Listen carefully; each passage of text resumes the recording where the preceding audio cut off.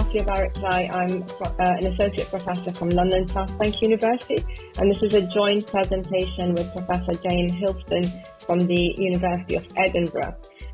So we are two very different universities, and throughout my presentation, you'll see the reason why. Okay.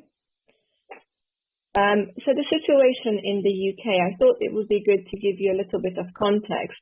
The Athena Swan Charter was established in 2005.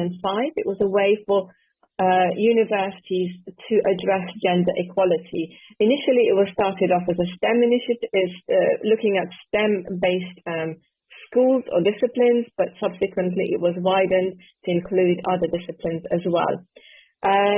So what does it mean for us?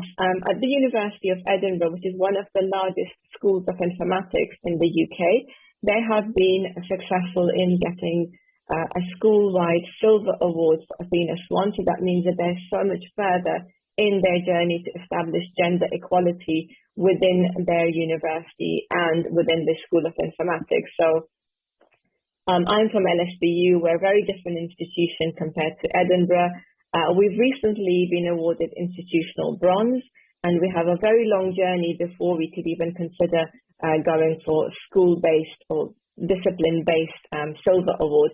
What does it mean for us, though? It's a way of doing a self-assessment as a university, as a subject discipline, to identify areas where we could make a positive action in terms of our gender equality, and also to recognize and share our good practices.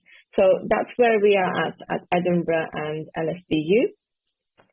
And some notable achievements during COVID, and I thought it would be worth highlighting these three areas, but I'll speak mostly around the BCS women. So that's British Computer Society, the women special interest group, and we have the Lovelace Colloquium, which is named after the Ada Lovelace, and it has been going strong for 14 years. It was established by an academic at the University of Aberystwyth.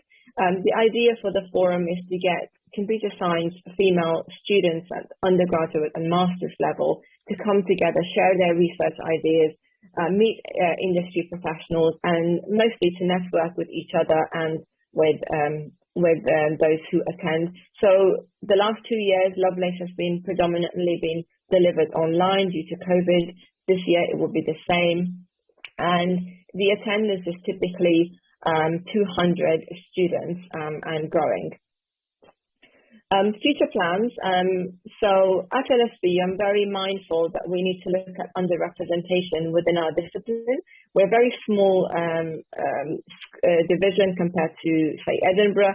One of the positives of being part of Eugain network is for me to connect with Professor Hilston, and I would like to kind of learn from them to see what they are doing, all the amazing things that's happening at Edinburgh, and how we could start looking at positive change. So that's a personal thank you from me, because being part of this network, we are able to establish these connections with academics from other universities. So some of the things that we want to do is to in the UK, Edinburgh and LSBU, to kind of have a discussion on what we could do to support each other and how we could organize joint events. I'd be willing to know more about how we could host events in London, and we'll continue our work with the Lovelace Colloquium, the BCS Women. I'm a member of the BCS Women Committee. We also organize talks, career talks for early careers and returners. And within my institution, I'm really passionate about looking at intersectionality. So women and women of color, and how do we actually get more representation from not just women, but women with disabilities, or perhaps women of color, other areas of underrepresentation. And that's all from me.